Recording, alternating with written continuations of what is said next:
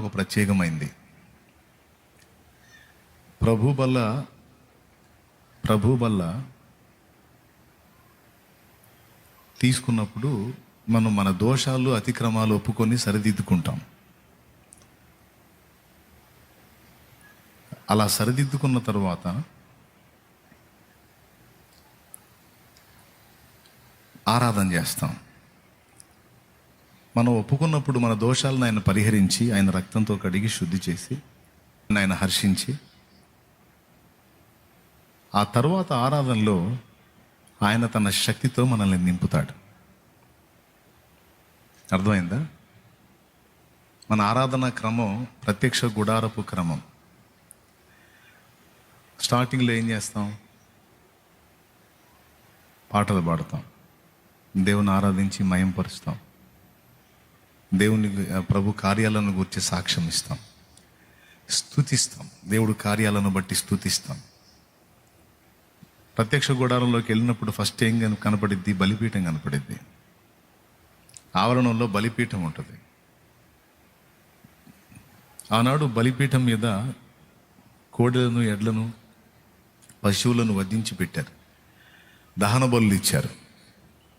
ఈనాడు నూతన నిబంధనలో దహన బలులు కాదు, స్తోత్ర బలులు. కాబట్టి ఫస్ట్ మనం చేస్తుంది ఏంటి? స్తుతించుట ద్వారా, స్తోత్ర బలి ద్వారా మనం దేవుణ్ణి ఆవరణలోకి అడుగు పెడుతున్నాం. తర్వాత రెండవది ఏంటి? ఇత్తడి గంగాళం. అందులో యాజకులు పాదాలు కడుక్కోవడానికి నీళ్లు ఉంటాయి. అదిగో చూడండి, 3 విభాగాలుగా ఉన్నటువంటి ప్రత్యక్ష గుడారం. అందులో మొదటిది ఆవరణం, రెండవది పరిశుద్ధ స్థలం, మూడవది అతి పరిశుద్ధ స్థలం. ఫస్ట్ ఏం చేస్తున్నాం? బలిపీఠం అంటే స్తుతి అర్పణ, స్తోత్ర బలులు అర్పిస్తున్నాం. మొదటిది అయిపోయింది. సాక్ష్యాల్లో కూడా దేవుణ్ణి మయంపరుస్తున్నాం. అది కూడా స్తోత్ర బలులకు వచ్చింది. ప్రభువు చేసిన మేలును బట్టి ఆనాడు బలులు అర్పించారు. పాప పరిహారార్థం కోసం కూడా బలులు అర్పించారు. అందులో స్తోత్ర బలులు ఇప్పుడు మన నూతన నిబంధనలోకి వచ్చేటప్పటికి ఈ రెండింటికి కలిపి స్తోత్ర బలులు. రెండవది పాటలు, సాక్ష్యాలు అయిపోయిన తర్వాత ప్రభు బల్ల. అప్పుడు మనం ఏం చేస్తాం? మోకాళ్ళుని ప్రార్థన చేస్తాం. ప్రభు సిలువలో మన కోసం ఎట్టి త్యాగం చేశాడో ఆయన ప్రేమని తలపోసుకుంటాం. ఎందుకంటే ప్రభు తన వాక్యంలో రాయించాడు, నన్ను జ్ఞాపకం చేసుకున్నట్టుకై దీన్ని చేయుడని చెప్పాడు. కాబట్టి ప్రతి ఆదివారం మనం ప్రభు బల్ల దగ్గరికి వెళ్ళేటప్పుడు ముందు ప్రభు సిలువని గుర్తు చేసుకుంటాం. తర్వాత మన పర్సనల్ లైఫ్ని మనం పరిశీలించుకుంటాం. ఒకవేళ ఈ వారం మొత్తంలో ఎక్కడన్నా దేవునికి అభ్యంతరకరమైన నడతలు మనలో జరిగి ఉంటే వాటి విషయమై ఆయన ముందు ఒప్పుకొని వాటిని శుద్ధి చేయమని దేవుని పాదాలు పట్టుకుంటాం. బలిపీఠం తర్వాత ఉన్నది ఇత్తడి గంగాళం. అందులో నీళ్లు ఉంటాయి, అవి పాదశుద్ధి కొరకు వాడతారు. Praise the Lord. అలాగే మనం డైరెక్ట్గా బల్ల తీసుకుంటామా, లేకపోతే ఒప్పుకోలు ప్రార్థన చేస్తామా? ఒప్పుకోలు ప్రార్థన చేసుకొని పశ్చాత్తాప హృదయంతో ప్రభు సిలువని గుర్తు చేసుకొని క్షమాపణ అడుక్కొని కన్నీళ్లతో మారు మనసు పొంది ఆ మారు మనసు తీర్మానాన్ని ప్రభువుకి ప్రకటించి మరోసారి నేను ఆ విధంగా ప్రవర్తించను, నన్ను బలపరచయ్యా అని వేడుకుంటూ, ఇప్పటి వరకు నా అతిక్రమాలను క్షమించయ్యా అని దిద్దుకుంటూ మనం ఇప్పుడు మూడో దానికి ఎక్కడికి వెళ్తాం? ప్రభు యొక్క శరీర రక్తాలు అంటే రొట్టె, ద్రాక్షరసం, యేసు శరీర రక్తాలు, వాటి దగ్గరికి వెళ్తాం. ఇప్పుడు చూడండి, మూడవది ఏంటి? సన్నిధి రొట్టెల బల్ల. ప్రత్యక్ష గుడారంలో మూడవది చూడండి మీరు. మొదటిది బలిపీఠం, రెండవది ఇత్తడి గంగాళం. ఈ రెండు దాటితే మూడవది సన్నిధి రొట్టెల బల్ల. మూడవ విభాగంలో మనం ఏం చేస్తున్నాం? అతిక్రమాలు ఒప్పుకొని, పశ్చాత్తాపడి, దిద్దుకొని, క్షమాపణ అడుక్కొని పోయి ప్రభు బల్లలో చేయేస్తున్నాం. ఓకేనా? ఏందో చెప్పట్లో మీరేమి లైన్లో ఉన్నారో లేదో, కరెక్టేనా? రైట్. అయిపోయిన తర్వాత నాలుగవది ధూపవేదిక. ఏమిటి? లేదా దీపవృక్షం. ఎప్పుడైతే ప్రభు యొక్క శరీర రక్తాల్లో చేయి వేస్తామో, దోషాలు ఒప్పుకొని పరిహరించబడి శుద్ధీకరణ పొందుతామో, దేవుని చేత వెలిగించబడతాం. దేవుని చేత వెలిగించబడతాం, దేవుని ఆమోదం పొందుతాం. ఇక 4వది దీపవృక్షం తీసేస్తే 5వది ధూపవేదిక. అదిగో యాజకుడు నిలబడి ఉన్నాడు చూడు, అది ధూపవేదిక. ఆ ధూపవేదికలో దేవుని సన్నిధిలో ధూపాన్ని వేస్తాడన్నమాట. అందులో మరి మనం ధూపాలు వేయం కదా, అది ఓల్డ్ టెస్టిమెంట్. పాత నిబంధనలో ధూపాలు, ఆ బలులు, ఆ కథ అంతా అయిపోయింది. క్రొత్త నిబంధనలో మరి ఇప్పుడు బలులకు బదులు స్తోత్ర బలులు, ధూపానికి బదులు ప్రార్థనలు, ఆరాధనలు, కృతజ్ఞతాస్తుతులు. ఇక్కడ కూడా మళ్ళా స్తోత్ర రూపకమైన ధూపమే. ఆ ధూపవేదిక ప్లేస్లోనే మనం లేచి నిలబడి ఆరాధించేది. లేచి నిలబడి ఆరాధించేది 5వ పార్ట్, అంటే ధూపవేదిక ప్లేస్. మనమందరము లేచి దేవుని మనసారా సన్నుతించి ఆరాధించేటప్పుడు ఈ స్తుతి ధూపమై ఆయన దగ్గరికి వెళ్తుంది. ఇది క్రమం. స్తుతి ధూపమై ఎక్కడికి వెళ్తుంది? ఆయన దగ్గరికి వెళ్తుంది. ఎప్పుడైతే మనందరి స్తుతి 2-3 కలిసి దేవుణ్ణి మహింపరిస్తేనే అక్కడ దేవుని సన్నిధికి వచ్చింది. అలాంటిది ఇన్ని వేల మందిగా మనమందరం కలిసి చేసేటువంటి స్తోత్ర ధ్వని, స్తోత్ర ఆరాధన, స్తుతి ధూపం దేవుని సన్నిధికి ఎగసి వెళుతుంది. వెళ్ళదంటానికి అనుమానం ఏం అక్కర్లేదు. నిజంగా వెళుతుందా అంటానికి డౌట్ ఏం అక్కర్లేదు. ఎందుకంటే ముందుగానే మనం బలిపీఠం దగ్గర చేయాల్సిన పని చేశాం, ఇత్తడి గంగాళం దగ్గర శుద్ధీకరణ పొందాం, ప్రభు శరీర రక్తాల్లో చేయి వేశాం, అక్కడ దేవుని చేత పరిశుద్ధపరచబడ్డాం, తర్వాత దేవుని చేత వెలిగింపును పొందాం. 5వదిగా దేవుని ఇప్పుడు ఆరాధిస్తున్నాం. దోషాలు కడుక్కోకుండా, ఒప్పుకోకుండా, శుద్ధీకరణ చేసుకోకుండా మనం ఆరాధించట్లా. లోపాలు ఒప్పుకొని, సరిదిద్దుకొని, సరిచూసుకొని, పరిశీలించుకొని, విమర్శించుకొని మారు మనసును ప్రకటించాం గనుక ఇక డౌట్ అవసరంలే. నేను మంచిదాన్ని కాదు, మంచోడిని కాదు, నేను ఆరాధిస్తే దేవుడి దగ్గరికి వెళ్ళిద్దా అని కొంతమందికి డౌటు. నువ్వు మంచోడివి కాదు, మంచిదానివి కాదు, మరి దేవుని పాదాల దగ్గరికి వచ్చి ఒప్పుకున్నావు కదా, సరిదిద్దుకున్నావు కదా, మారు మనసు పొందావు కదా, పశ్చాత్తాపడ్డావు కదా. ఆ పడినప్పుడు ఏమన్నాడు? మన అతిక్రమములను మనము ఆయన ఎదుట ఒప్పుకొనిన ఎడల ఆయన నమ్మదగిన వాడు, నీతిమంతుడు గనుక సమస్త దుర్నీతి నుండి మనలను పవిత్రులనుగా చేయను. మరి నువ్వు ఒప్పుకున్నప్పుడు పవిత్రులుగా చేశాడా లేదా? కొంతమందికి నమ్మకం ఉండదు, చేశాడో లేదు అని. వదిలేశానులే అని నువ్వు పట్టుకుంటావేమో మనిషిగా, నీ తత్వం అది. కానీ దేవుడు పట్టుకోడు. వదిలేశాను పో అంటే మళ్ళీ ఎన్నటికీ జ్ఞాపకం చేసుకోడు. క్షమించాను పో అన్నాడంటే ఇక మరి ఎన్నడూ దాన్ని జ్ఞాపకం చేసుకోడు. దేవునికి స్తోత్రం కలుగును గాక. అర్థమైందా? మనం ఏం చేస్తాం? ఎవరన్నా మనల్ని తప్పు చేసిన వాళ్ళు క్షమించమని అడిగితే, అబ్బే నేను అప్పుడే మర్చిపోయాను అంటాం. కానీ మనం సచ్చిందాకా, వాడు చచ్చిందాకా మర్చిపోం. వాడు చచ్చిందా కూడా మనం బతికుంటే మర్చిపోం. ఇది మానవ నైజం. కానీ దేవుడు అట్లాగా.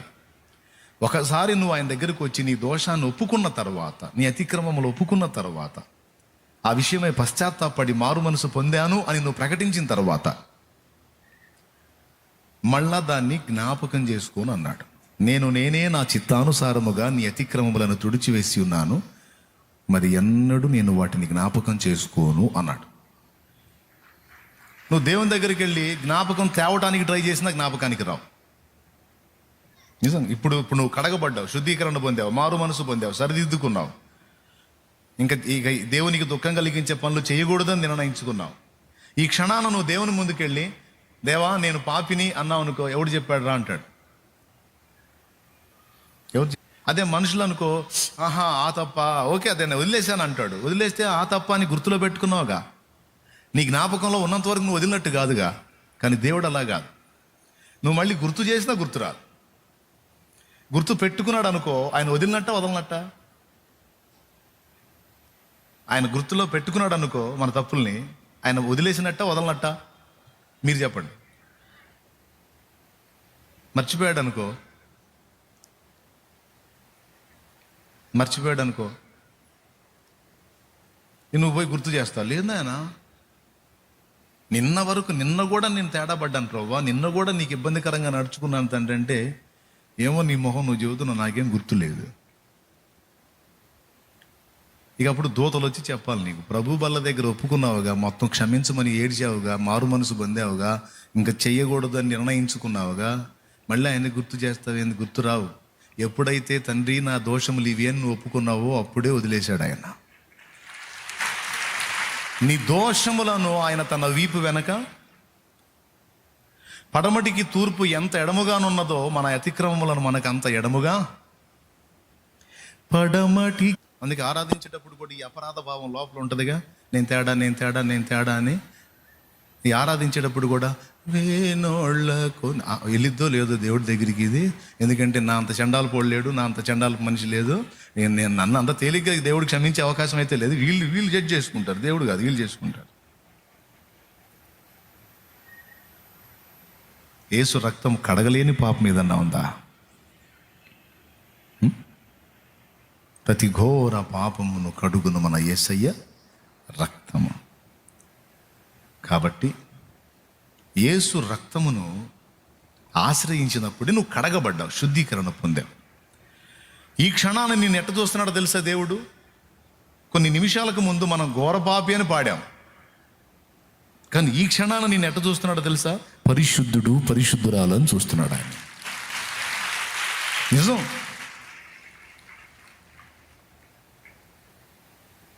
నువ్వు నమ్మకపోతే నిజం. నీ మీద జాలి పడుతున్నాడు. కొడుకు పొరపాటు పడ్డాడు, తండ్రి ఎదుటికి వచ్చాడు. తండ్రి తిట్టకముందే, తన్నకముందే వీడే ఒప్పుకున్నాడు, తేడా పడ్డాను నాన్న నేను.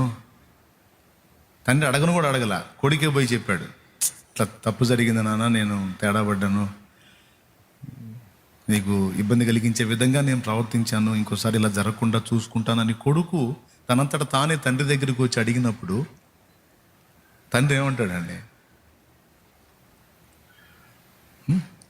అట్లా చేయకురా, అది నీకే మంచిది కాదు, నువ్వు అలాంటి పొరపాట్లు చేస్తే అది నీకు నష్టం నాయనా, నాకేమైందిరా, నువ్వు దెబ్బతింటావు, నువ్వు ఎఫెక్ట్ అవుతావు, నువ్వు డ్యామేజ్ అవుతావు, నీ జీవితాన్ని పాడు చేసుకుంటావు, అంతే. వాడు దుఃఖపడుతున్నాడు అనుకో, ఆ తప్పుని బట్టి, ఆ పొరపాటుని బట్టి జాలి వచ్చిద్ది. ఫస్ట్ ఏమో ఇలా అని, తర్వాత అంటాడు పోనిరా బాబు వదిలేసే, వదిలేసే.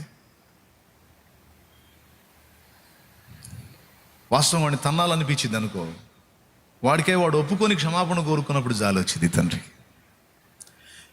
కొన్ని తప్పులు, వీడు చేసిన తప్పులు తండ్రికి తెలుస్తాయి, వాడు రావాలి, వాడిని తన్నాలనుకుంటాడు అని కోపం రగిలిపోతా ఉండగానే కొడుకు వచ్చేసి తండ్రి దగ్గరికి వచ్చి తలదించుకొని తన తప్పును ఒప్పుకున్నాడు అనుకో, నాన్న ఈరోజు నువ్వు బాధపడే పని చేశాను, నేను తేడా పడ్డానని ఒప్పుకున్నాడు అనుకో, వాడి మీద కోపం పోయి జాలి వచ్చింది. ఎందుకంటే ఆయనది తండ్రి మనస్సు. మన తండ్రిలో రెండు ఉంటాయి, ధర్మశాస్త్రం ఉంటుంది, కృప కూడా ఉంటుంది. ఏమయ్యా తండ్రిగా నీకు అర్థం కాలేదా? నీ కొడుకుని నువ్వు శిక్షించగలవు అండ్ క్షమించగలవు కూడా. అవసరమైతే ఒక దెబ్బ కొట్టగలవు, దెబ్బ తిన్న వాడు ఏడుస్తుంటే దగ్గరకు తీసుకొని పోన్లేరా బాబు ఇంకోసారి చేయకు, మరి నా కోపం తెప్పించావు, కొట్టా అని మళ్ళీ కొడుకుని దగ్గరకు తీసుకుంటాం.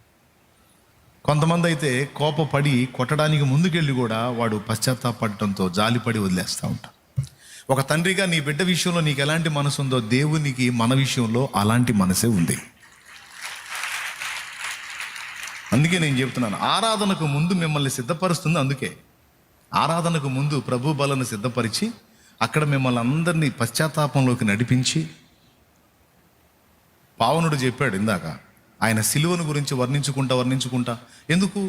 కనీసం ఆయన సిలువను గుర్తు చేసుకుంటేనన్నా మన మూర్ఖపు గుండెలో, కఠిన గుండెలు కాస్త పగిలి కనీసం పశ్చాత్తాపం వచ్చి, అవును ప్రభువా నేను దోషినయ్యా, నా పాపాలే నువ్వు మోసావని మనం మారు మనసు పొందుతామేమో, దిద్దుకుంటామేమో అనే ఆ వర్ణన. తను చెప్పినా, ఏ దైవజనుడు చెప్పినా, నేను చెప్పినా, అజయుడు చెప్పినా, సమూయేలు చెప్పినా, ఎవరు చెప్పినా అలా మిమ్మల్ని పశ్చాత్తాపంలోకి నడిపించడానికి, మారు మనసులోకి నడిపించడానికి, దిద్దుబాటులోకి నడిపించడానికి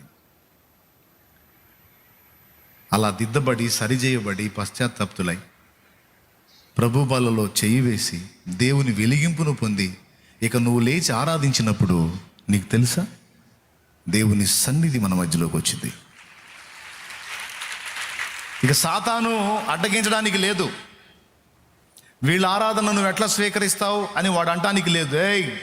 వాళ్ళు ఒప్పుకున్నారు, సరిదిద్దుకున్నారు, క్షమాపణ కోరుకున్నారు, పశ్చాత్తాప్తులయ్యారు, మారు మనసు పొందారు, ఇదిగో నా బలను సమీపించారు, నా వెలిగింపును పొందారు, వారు నా పిల్లలు. శుద్ధీకరణ పొంది ఇదిగో నా వైపు తిరిగారు. వాళ్ళు మారు మనసు లేకుండా తిరగల, ఒప్పుకోకుండా లేదు, ఒప్పుకున్నారు, నా వైపు తిరిగారు. అన్నిసార్లు ఎట్లా క్షమిస్తావు? 100 సార్లు క్షమిస్తా, నీకెందుకురా అబ్బాయి? ఆ క్షమాపణ కూడా అంతూ పంతూ ఉండాలి. పద్దాకలు క్షమిస్తూ ఉంటాం అంటే నా ఇష్టం. కొడుకులపై తండ్రి జాలి పడు విధమున భక్తి పరుల ఎడల జాలి పడును దేవుండు. తన భక్తి పరుల ఎడల జాలి పడును దేవుండు. ఆ కారణము చే దేవ సంస్తుతి. ఏమండి, వాక్యంలో ఏం రాయించి పెట్టాడు?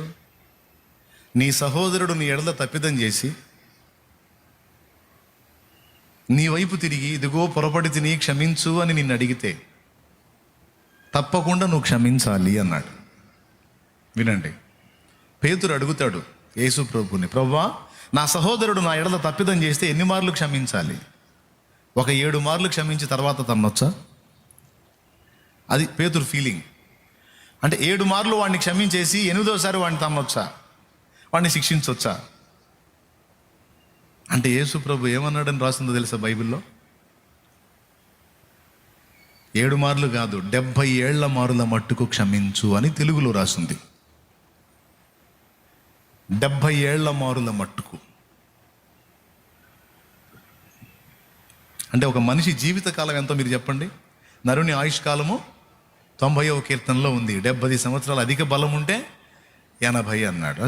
అంటే ఒక మినిమం 70 ఏళ్ళు అనుకుందాం. అంటే నా ఎడల నా సహోదరుడు తప్పిదం చేస్తే నేను ఎన్ని మార్లు క్షమించాలి? 7 సార్లు సరిపోయిద్ది అంటే కాదు, 70 ఏళ్ళు.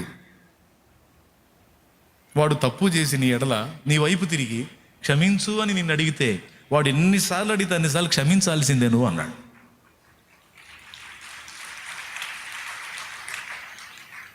దేవునికి స్తోత్రం. అంటే దాన్ని ఆటగా తీసుకుంటాడేమో వాడు ఆటగా తీసుకున్నాడో బాధపడి అడుగుతున్నాడో నీకు తెలియదా? తెలుసుగా. వాడు పశ్చాత్తాపడి అడిగాడు అనుకో, క్షమించు. వాడు బాధపడి పశ్చాత్తాపడి అయ్యా నేను తేడా పడ్డాను అన్నాడు అనుకో, పోనీ అను, పర్లే పోరాను. ఇలా మనల్ని క్షమించమని మనకు చెప్పిన ప్రభు ఆయనను క్షమాపణ వేడుకున్నప్పుడు మనల్ని క్షమించడా? చెప్పండి, ఏమన్నా రాసుందా? ఇన్ని మార్ల మట్టుకే బైబిల్లో ఇన్ని మార్ల మట్టుకే దేవుడు నిన్ను క్షమిస్తాడు, తర్వాత నిన్ను క్షమించడని ఒక సంఖ్య ఏమైనా ఉందా? కానీ దేవుడు క్షమించువాడు కదా అని దాన్ని ఆధారంగా తీసుకొని పదే పదే పదే పదే మనం తప్పు పని చేస్తున్నాం అనుకో, తప్పు చేసి ఆటగా దేవునికి వెళ్ళి తిరిగి క్షమించయ్యా అన్నాం అనుకో, దేవుడు క్షమిస్తాడు. కానీ నువ్వు ఏ పాపంతో ఆటలాడుతున్నావో అది నిన్ను పట్టుకుంటుంది. నీకు అర్థమైందా? నువ్వు పాము దగ్గరికి పోయి పాము ముందు దానితో ఆడకూడదు. దాని దగ్గరికి పోయి దాని దగ్గర ఆడతా పక్కకు వచ్చి, తండ్రి నేను దాని దగ్గర ఆడకూడదు కానీ ఆడుతున్నాను, ఏమనుకోవాకు, క్షమించు అని మళ్ళీ మరుసటి రోజు పోయి మళ్ళీ దాని ముందు ఆడుతూ ఉన్నావు అనుకో, ఆడిన ప్రతిసారి పోయి నువ్వు క్షమించమని అడిగావు అనుకో, ఓకే క్షమిస్తాడు దేవుడు. కానీ ఒక మాట చెప్తాడు, నువ్వు ఆడుతుంది ఏందో తెలుసా అంటాడు. నువ్వు దేంతో ఆడుతున్నావో తెలుసా? ఏం లేదు తండ్రి, నేను ఆడుతున్న సిగరెట్తోనే కదా తండ్రి. అదే చాలు. రేపు 2 ఊపిరితిత్తులు క్యాన్సర్ వచ్చినప్పుడు నువ్వు తండ్రి కుయ్యో మొర్రో అని మొర్ర పెట్టిందని నీకు ఆన్సర్ రాదు. నువ్వు పశ్చాత్తాపడి బాధపడుతున్నావు కనుక పరలోకానికి తీసుకుంటా, కానీ నీ శరీరం మీద మాత్రం ఆ దెబ్బ పడిద్ది. జాగ్రత్త. ఏమన్నా అర్థమైందా మీకు? ఎంతమందికి అర్థమైంది? ఇటు పాము దగ్గరికి పోయి ఆట ఆడతా, నువ్వేమనుకోవాకు దేవా అంటే ఆయన ఏమంటాడంటే, ఒరే మెంటల్, నువ్వు పాముతో ఆట ఆడుతా నా దగ్గరికి వచ్చి నన్ను క్షమించు ప్రభు అంటే నా బాధ అంతా దేనికిరా? నువ్వు చస్తావని. నా బాధ అంతా దేనికి? నువ్వు నశిస్తావని, నువ్వు ఎఫెక్ట్ అవుతావని.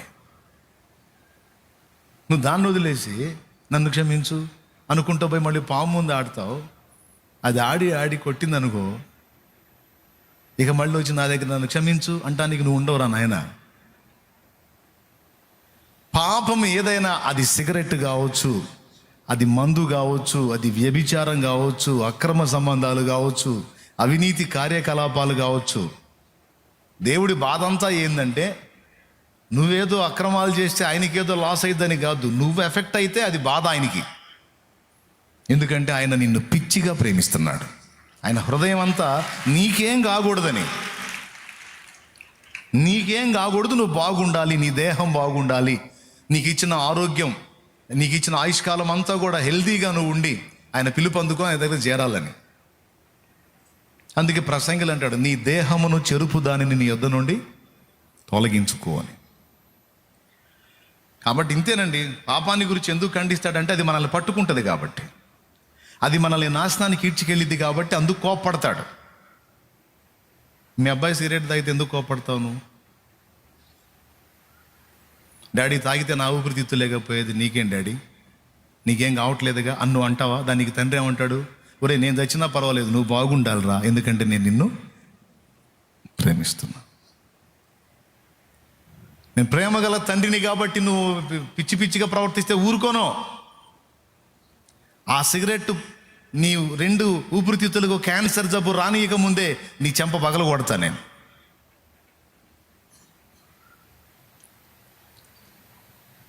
ఆ సిగరెట్ తెగ తాగుతున్నావు కదా సిగరెట్, ఆ సిగరెట్ నీ 2 ఊపిరితిత్తులను నాశనం చేయకముందే నీ చెంప పగల కొట్టాలి నేను, లేకపోతే సస్తావు నువ్వు. ఇప్పుడు చెప్పండి, పాపాన్ని ఖండించాలా లేదా దేవుడు? కుమారుడా, నువ్వు సిగరెట్ తాగు, మందు తాగు, విచ్చలవిడిగా తిరుగు, I love you my son, నేను నిన్ను ప్రేమిస్తున్నాను, నువ్వు ఎట్లనైనా ఊరేగు, నీకే నొప్పి కలిగించను, ఎంజాయ్ అన్నాడు అనుకోడు. అసలు తండ్రేనా వాడు? అసలు తండ్రేనా? వాడికి అసలు ప్రేమ ఉందా? ప్రేమ ఉంటే ప్రేమ ఏం చేసిద్ది? శిక్షించిద్ది. అందుకే స్పష్టంగా రాయించాడు హెబ్రీ పత్రికలో, ప్రకటన గ్రంథంలో కూడా. హెబ్రీ పత్రికలో అంటాడు, తండ్రి శిక్షించని కుమారులు ఎవరు? దేవుడు మిమ్మల్ని కుమారులుగా కుమార్తెలుగా చూస్తున్నాడు అంటాడు. అలాగే ప్రకటన గ్రంథం 3వ అధ్యాయం 19వ వచనంలో ఏమన్నాడు? నేను ప్రేమించు వారిని అందరినీ గద్దించి శిక్షించుచున్నాను అంటాడు. ఎందుకు? డాడీ. మనం అక్రమమైన క్రియలు చేసినప్పుడు లాగి ఒక లెంపకాయ ఇవ్వకపోతే వాడు మన డాడీ కాదు, లేదా వాడు సోది డాడీ. స్తోత్రం. సరైన డాడీ ఏం చేస్తాడు? నువ్వు కొట్టవా? నన్ను దెబ్బ కొట్టావు, నువ్వు ప్రేమలేనోడివి నువ్వు అంటావా? నీ కొడుకు అన్నాడు అనుకో, నువ్వు నీ తండ్రిని అన్నావు అనుకో, నువ్వేదో తప్పు చేస్తున్నావు, నీ తండ్రి కొట్టాడు, నన్ను కొట్టావు, నువ్వు నిజంగా ప్రేమ గలడు అయితే కొడతావా అంటే తండ్రి ఏమంటాడు? ఎదవా, నీ తండ్రిని కాబట్టే, నిన్ను ప్రేమిస్తున్నాను కాబట్టే తన్నా. నువ్వు నాశనం అయిపోవాలనుకుంటే నిన్ను తన్ననరా, ముద్దు పెట్టి పంపిస్తా పోరా సావు అని. నువ్వు అలా నాశనం కాకూడదని నిన్ను కొడుతున్నా బిడ్డ అంటాడు. బైబిల్లో చెప్పాడు, నేను ప్రేమించు వారిని అందరినీ గద్దించి శిక్షించుచున్నా. ప్రేమగా చెప్తాడు. వినండియా మాస్టర్లు వినండి బాగా. ప్రేమగా చెప్తాడు, వద్దు బేట, ఆయన ఒప్పుకున్నప్పుడు నేను క్షమించారా నాయన, నువ్వు క్షమించా, కానీ నువ్వు మళ్ళీ అదే చేస్తే నిన్ను నాశనం చేసిద్దిరా అది. నీకు తెలియదురా, నా మాటినయ్యా, ఆ సోదేమో మనకి వినపడి సాగదు. అంతేనండి. అందుకే దేవుడు గద్దించినా కోపగించినా, ఎందుకంటే మనకు నష్టం కలగకూడదని. ఆయన నిజంగా మనల్ని ప్రేమిస్తున్నాడు, ప్రాణం కంటే ఎక్కువగా ప్రేమిస్తున్నాడు కనుక ఆయన కోప్పడినా న్యాయం ఉంది. అయితే ప్రభు బల్ల దగ్గరికి వచ్చినప్పుడు, నువ్వు ఒప్పుకున్నప్పుడు, క్షమాపణ కోరినప్పుడు వదిలేస్తాడు. వదిలేసి హెచ్చరికిస్తాడు. అదేమంటే వచ్చి కూర్చొని ఏడుస్తావు, రేపో వదిలేసా, లేపో ఆ కేసు రాయట్లేదు. కానీ నువ్వు అది మళ్ళీ చేసావంటే నిన్ను పట్టుకుంటుంది. నాకు సంబంధం లేదు, నీ ఇష్టం, నువ్వు తన్నులు తింటావు. లేదు నాయన, ఇంకోసారి నేను అట్లా చేయను ప్రభువా, నిజంగా నేను మార్పు చెందానయ్యా, నాకు వద్దు అట్లాంటి చూద్దాం. రైట్, ఇప్పుడు నువ్వు నా బిడ్డవి, నేను కడిగేశాను, శుభ్రం చేశాను, లే, ఇబ్బంది పడవాలి. అప్పుడు లేచి నువ్వు ఆరాధించినప్పుడు సందేహం లేదు, అనుమానం లేదు, పరిశుద్ధాత్మ ఖచ్చితంగా నీ మీదకి వస్తాడు. Any doubt? No doubt. ఎందుకంటే ఇక్కడ డౌట్ పెట్టుకోవడానికి ఏం లేవేడా. మొత్తం ఆయన ముందు ఒప్పుకున్నాం, శుద్ధీకరణ పొందాం, సరిదిద్దుకున్నాం, మళ్ళా ఆ విధమైన అడుగులు వేయొద్దు అనుకున్నాం. దేవుడు ముద్దాడాడు. ఎందుకు ముద్దాడాడో తెలుసా? నా బిడ్డ మనస్తత్వం చూడు, పాపంతో రాజీ పడదో, ఏదన్నా పొరపాటు జరిగినా నా ముందు ఒప్పుకొని దాన్ని అసహించుకుంటుంది. ఇది నా బిడ్డ, ఇది నా లక్షణం, పాపాన్ని అసహించుకోవటం నా లక్షణం, నా తత్వం అని మురిసిపోతాడు, ముద్దాడతాడు. ఎందుకు? ఆ లక్షణం చూసి. కొంతమంది ఒప్పుకోని వాళ్ళ సంగతి నేను చెప్పను. పశ్చాత్తాపడటం కానీ, మారు మనసు పొందటం కానీ, దాని మీద పోరాటం చేయటం కానీ, దాని విషయంలో బాధపడటం కానీ, ఏది చేసే తప్పుల విషయంలో ఇంత ఫీలింగ్ ఉండదు. అసలు నేను సమయం ఇచ్చి నడిపింపు చెప్తూ, ఒప్పుకోండి, మారు మనసు పొందండి, సరిదిద్దుకోండి, క్షమాపణ వేడుకోండి, నూతన పరచబడండి అని చెప్తున్నా కూడా కొంతమంది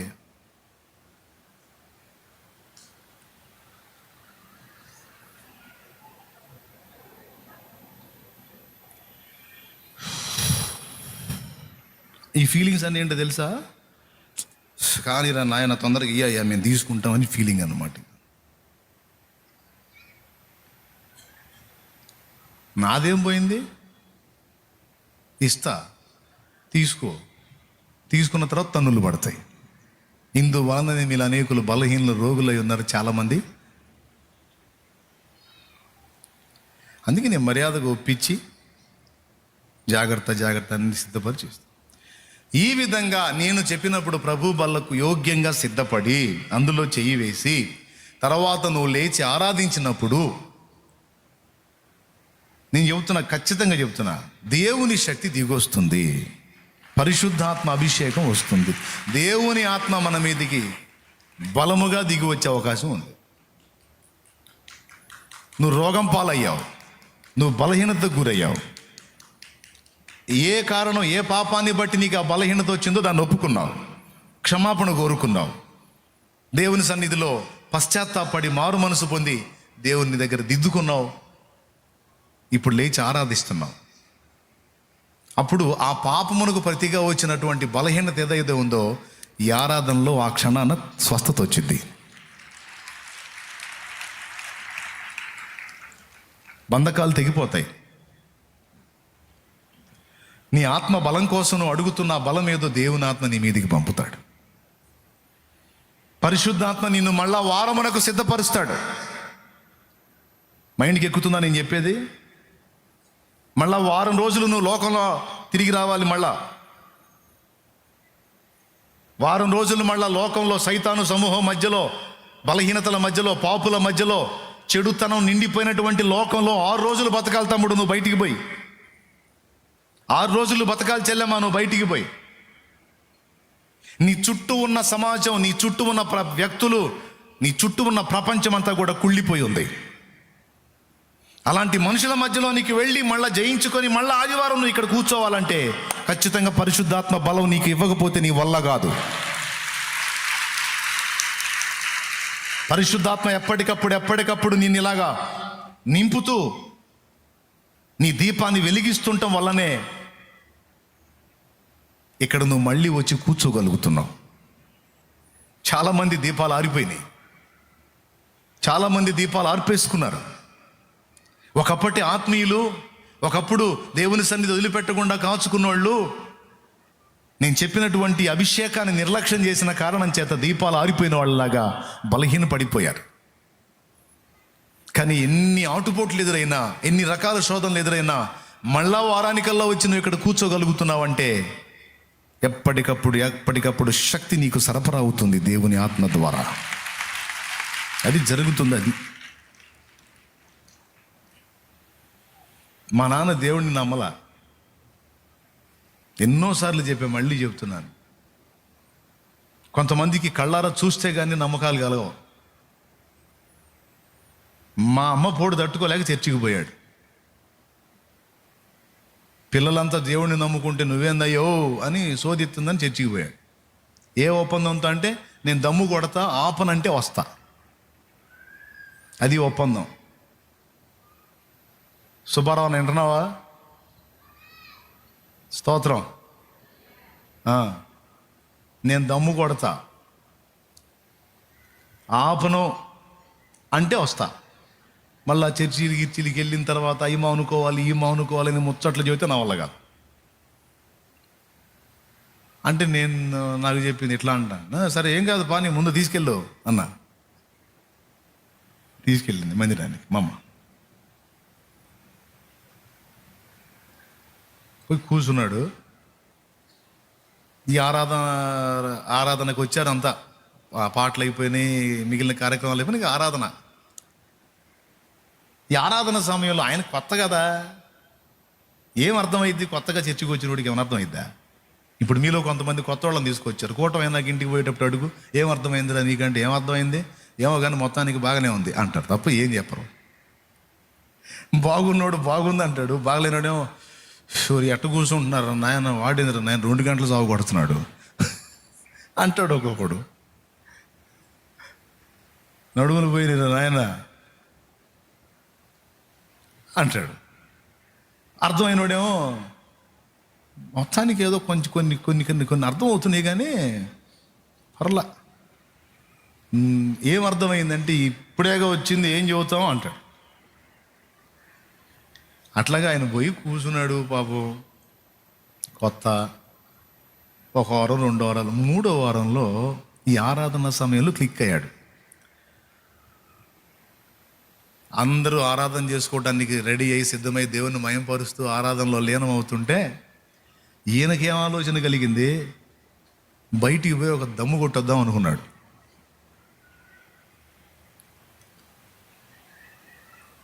అలా అనుకొని కూర్చున్న దగ్గర నుంచి లేవబోయాడు. తూర్పు వైపు నిలబడి పాస్టర్ గారు పడమర ముఖంగా తిరిగి ఉంటాడు, విశ్వాసులేమో పడమర వైపు కూర్చొని తూర్పు ముఖంగా తిరిగి ఉంటారు. ఈయన మధ్యలో కూర్చున్నాడు. ఇట్ట అంటే ఇల్లు కనపడతారు, పాస్టర్ కనపడతాడు.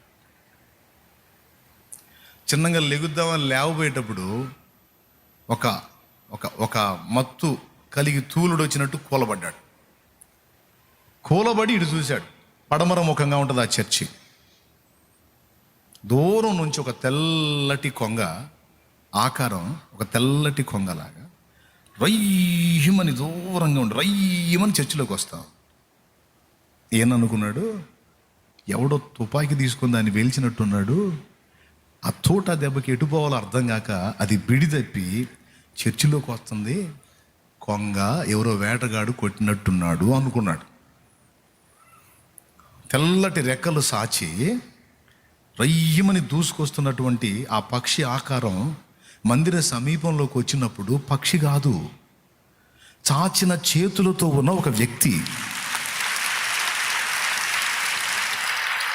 చాచిన చేతులతో ఉన్న ఒక వ్యక్తి. ఆ చేతులు ఎంత పొడవు ఉన్నాయంటే ఆయన చెప్తున్నాడు, దేవుని మందిరపు ఈ తట్టు గోడకి ఆ తట్టు గోడకి ఆనునంత పెద్దయి అన్నాడు. అంత పెద్ద చేతులు. నేను చెప్పింది ఒట్టి మాట కాదు. ఆ దెబ్బకి మా నాన్న దమ్ముకి మా అడ్రస్ లేకుండా పోయినాయి. అందుకు చెప్తున్నాను నేను. దేవునికి స్తోత్రం కలుగును గాక. హల్లెలూయా. ఆ వచ్చిన పక్షి అనుకున్నాడు, పక్షి కాదు, పక్షి ఆకారంలో కనపడ్డాడు. అలాగ వచ్చేసి తీరా మందిరావణంలోకి వచ్చినప్పుడు తెల్లని వస్త్రములు ధరించి చాచిన చేతులతో ఉన్న ఒక వ్యక్తి. ఆయన మందిరంలో ఉన్నటువంటి వ్యక్తులందరి తలల మీద ఆ చేతిని స్పర్శిస్తూ ఉన్నాడట.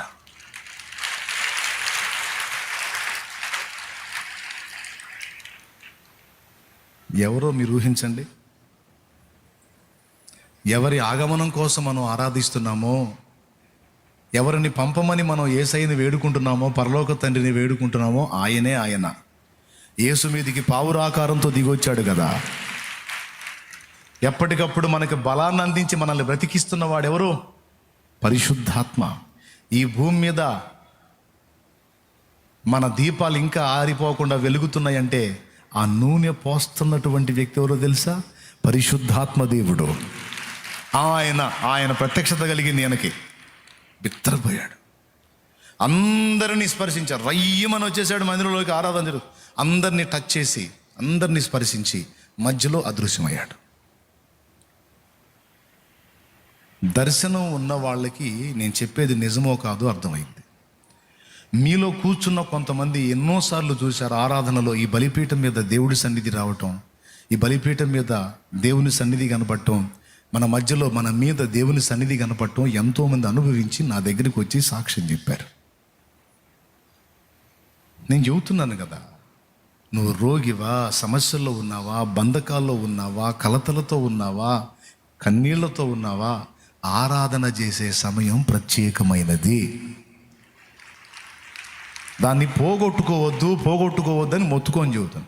నేను ఇంత చెప్పినా కూడా ఆరాధనలో చూస్తే కొంతమంది కళ్ళు తెరిచి,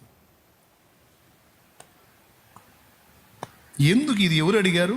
కళ్ళు తెరిచి అంత బలవంతంగా అంత ఇబ్బంది పడతా?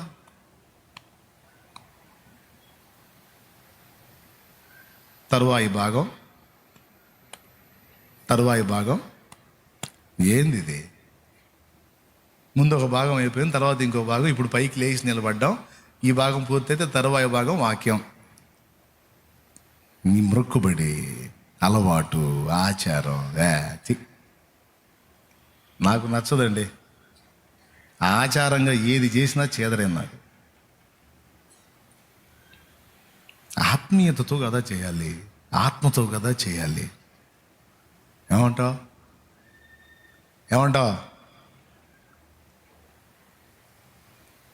అందరిని అబ్జర్వ్ చేస్తాను నేను. ఎవరు లీనమయ్యారు, ఎవరు దేవునితో కనెక్ట్ అయ్యారు.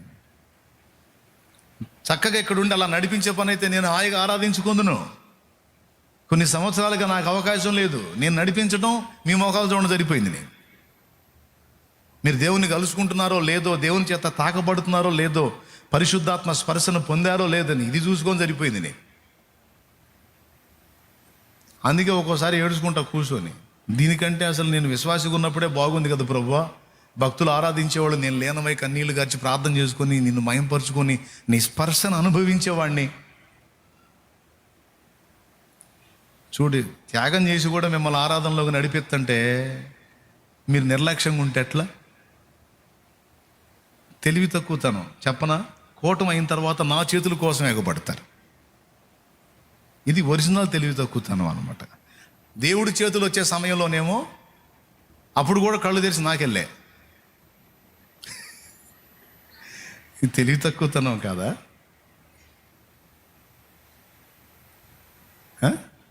నా ముఖం చూస్తే నీకేమన్నా ప్రయోజనం ఉందా? స్వస్థత వచ్చిద్దా? ఏమన్నా వెలుగు వచ్చిద్దా? బాగుపడతావా? అభిషేకం ఏమన్నా వచ్చిద్దా? అది ఎక్కడన్నా రాసుందా? దైవజనుల ముఖము చూచుచూ ఉండుడి. వాడు ఆరాధన చేస్తున్నా సరే మీరు వాని ముఖమే చూచుచూ ఉండుడి. అప్పుడు మీకు అభిషేకం వచ్చిన ఎక్కడ ఒక రెఫరెన్స్ ఉంటే చూపించండి. పొరపాటును కూడా రాదు. నేను నడిపించినట్లు మీరు ఆరాధనలో లీనమైతే ఆయన బలమైన హస్తాలు నీ మీదకి వస్తాయి. ఆయన శక్తి నీ మీదికి దిగొచ్చి, ఆయన ఆరాధనలో ఉన్నప్పుడు నువ్వు తాకబడ్డావు అనుకో, ఇక నువ్వు కోటం షెడ్ వెనక నువ్వు క్యూ కట్టాల్సిన అవసరంలా. నాకు ఇక్కడ జబ్బు ఉంది, నాకు ఏడ బలహీనత ఉంది, నాకు ఎడలాగుతుంది, నాకు గోడ పోతుంది, నాకు ఇవన్నీ చెప్పాల్సిన అవసరంలా. శుభ్రంగా క్లీన్ అయిపోయి పోతావు. నువ్వు ఇంటికి, నువ్వు ఇటు రావు, అటు పోతావు. ఎందుకు? ఒక ముద్ద తినటానికి. స్తోత్రం. నువ్వు వెనక క్యూ కట్టుకునే పరిస్థితి ఎందుకు వచ్చింది నీకు? ఆరాధన నిర్లక్ష్యం చేస్తున్నావు నువ్వు. ఆరాధన చేసేవాళ్ళు కూడా చాలాసార్లు చెప్పాను నేను, ఆరాధన చాలా జాగ్రత్తగా చేయాలి, ఆత్మతో చేయాలి, ఆత్మీయతతో ఉండాలి. అప్పుడు దేవుని పరిశుద్ధాత్మ మనందరినీ స్పర్శించటం అనేది జరిగింది. బైబిల్ గ్రంథంలో దీనికి అనేక రెఫరెన్స్లు ఉన్నాయి. కొంతమంది రాజులు యుద్ధానికి వెళ్ళి యుద్ధం చేయకుండానే సత్య పరిస్థితి వచ్చింది. ఎందుకంటే వాళ్ళకి అక్కడ నీళ్లు ఉండవు. అప్పుడు ఒక రాజు ఇంకో రాజుతో అంటాడు, ఈ కష్టకాలంలో మనల్ని బయట వేయాలంటే దైవజనుడు కావాలి, యెహోవా ప్రవక్త ఎవరైనా ఉన్నారా అని అడుగుతాడు. ఈ కష్టకాలంలో మనల్ని బయట వేయాలంటే దైవజనుడు కావాలి, యెహోవా ప్రవక్త ఎవరైనా ఉన్నారా అని అడుగుతాడు.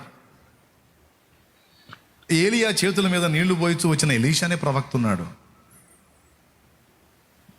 పద అని పోతారు. ఎలీషా దగ్గరికి పోతారు. పోయి అడుగుతారు, అయ్యా యుద్ధానికి వచ్చాం, పోటు పడుద్దామని. పోటు పడవక ముందే చచ్చేటట్టున్నాం, ఎందుకంటే నీళ్లు లేక ఇట్లా అయిపోయాం, దయచేసి మాకు నీళ్లు దొరికే మార్గం చూపించమని అడుగుతారు. అప్పుడు ఎలీషా ఏమంటాడు తెలుసా? యెహోవా సెలవిచ్చినది ఏమనగా అనడో, వీణ వాయించగల మనుషుని ఒకని నా దగ్గరకు తీసుకురండి అంటాడు. అప్పుడు వీణ వాయించేవాడిని ఒకరిని తీసుకొచ్చి ఆయన ముందు కూర్చోబెడితే వాడు వీణ వాయిస్తూ ఉంటే ఈయన ఆరాధించడం మొదలు పెడతాడు. ఆయన ఆరాధిస్తున్నప్పుడు ఇప్పుడు సమస్యలో ఉన్న వాళ్ళందరూ ఆరాధించాలిగా. సమస్యలో ఉన్న వాళ్ళందరూ ఆరాధించాలా లేదా? వాళ్ళు ఆరాధిస్తూ ఉంటారు, ఈయన ఆరాధిస్తూ ఉంటాడు. ఆరాధించి ఈయన మౌనం అయిపోతాడు. వాళ్ళు ఆరాధిస్తూ ఉంటారు, వీణ మోగుతూ ఉంటుంది. ఈయన మౌనం ఎప్పుడైతే అయిపోయాడో వాళ్ళు చిన్నగా ఆరాధిస్తూ ఉంటారు కదా, వాళ్ళు కూడా చిన్నగా సైలెంట్ అవుతూ ఉంటే సడన్గా దైవజనుడు తన వాక్కుని వెల్లడి చేస్తాడు. యెహోవా సెలవిచ్చినదేమనగా, ఎప్పుడు? ఆరాధన జరిగినప్పుడు, స్తుతి యాగము జరిగినప్పుడు, వీణ వాయిస్తూ దేవుని మహిమపరుస్తూ దేవుని కీర్తిస్తూ సన్నుతిస్తూ ప్రస్తుతిస్తూ ఉన్నప్పుడు పరిశుద్ధాత్మ దైవజనుడి మీదకి ఆయన శక్తి పరిశుద్ధాత్మ దిగొచ్చినప్పుడు యెహోవా సెలవిచ్చినదేమనగా అని ఆయన ప్రవచించడం మొదలుపెట్టాడు. ఈ లోయలో ఉన్నదే, ఈ లోయలో నీళ్ళేమీ లేవు కదా, ఇక్కడ చాలా గోతులు త్రవించుడి, వర్షము లేకపోయినా మంచు లేకపోయినా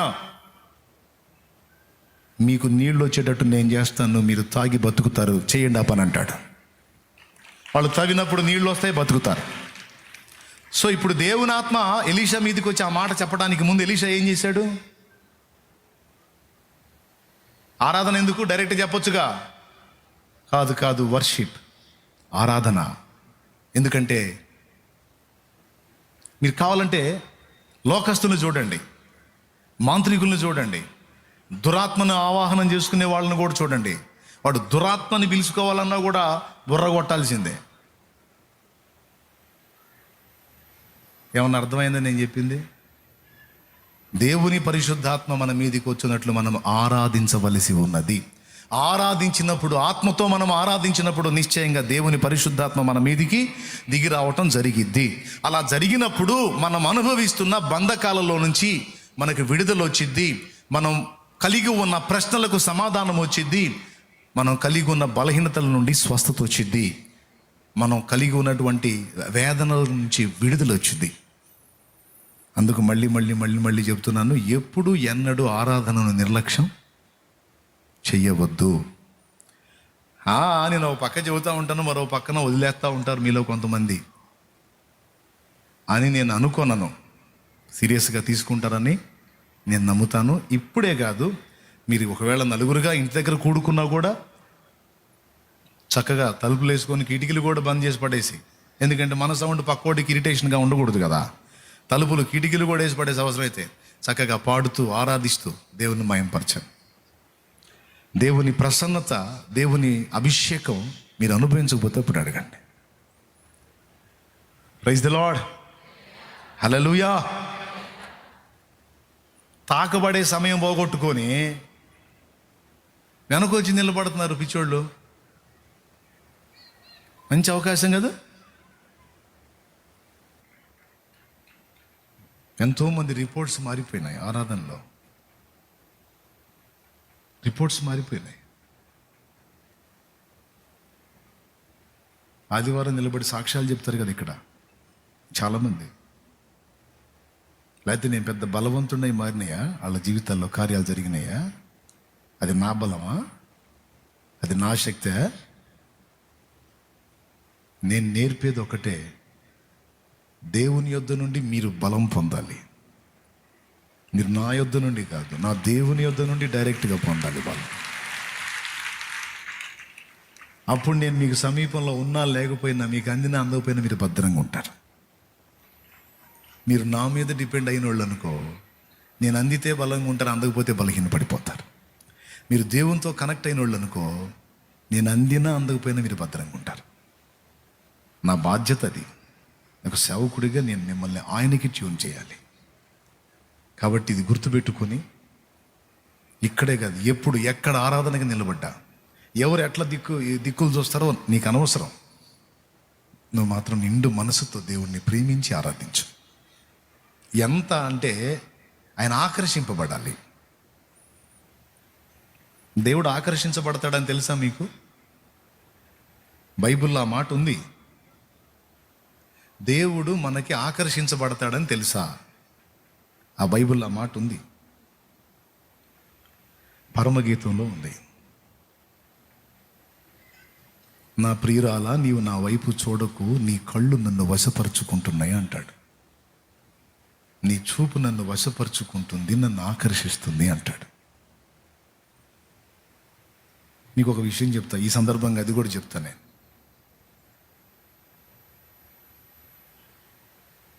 ప్రార్థనైనా ఆరాధనైనా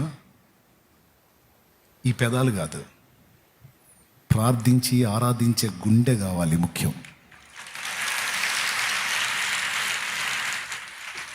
కొన్ని వింతైన ప్రార్థనలు చెప్పనా నేను?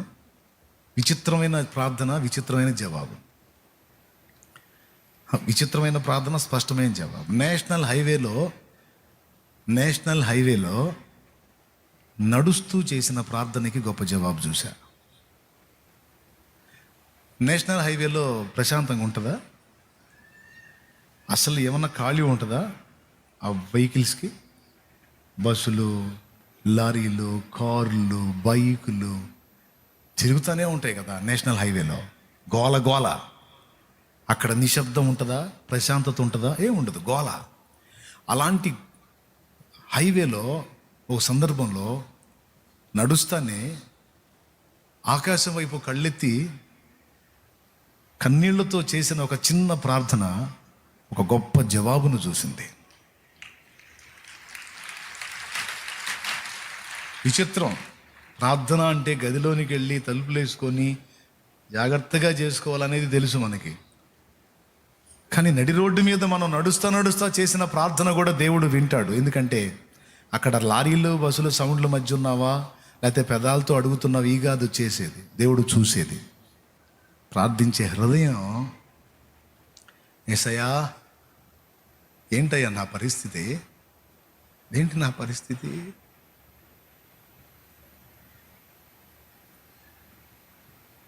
యేసయ్యా, ఏందయ్యా నా పరిస్థితి అని అటు పై కళ్ళెత్తి కళ్ళ నిండా కన్నీళ్ళు తెచ్చుకొని కన్నీళ్లు గారిస్తే, అది హైవేనా లేకపోతే ఇంకొకట అనేది ఏం చూడలే నా తండ్రి. ఇక్కడుండి నేను ఏందయ్యా యేసయ్యా ఏందయ్యా అని అంటే మొరపెడితే, ఏమి నా కుమారుడా అని చెవొగ్గాడు ఆయన.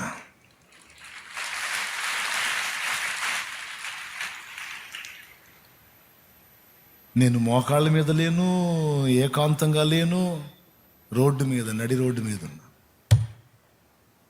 మీరు నమ్మండి నమ్మకండి, నిజంగానే జవాబు వచ్చింది.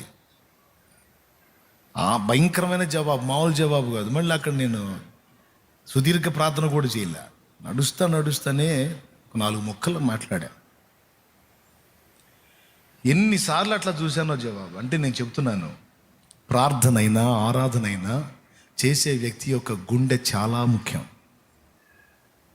నువ్వు పై నుండి చేసేది కాదు. ఎప్పుడైనా సరే ప్రార్థనకి వెళ్ళినా ఆరాధనకి వెళ్ళినా ఆయన స్పర్శించాలి. నువ్వు ఆయన ఆకర్షించాలి నీ హృదయం. ఇంకా చెప్పాలంటే కొన్నిసార్లు ప్రార్థనకి మాటలు రావు, ఆరాధనలో కూడా మాటలు రావు.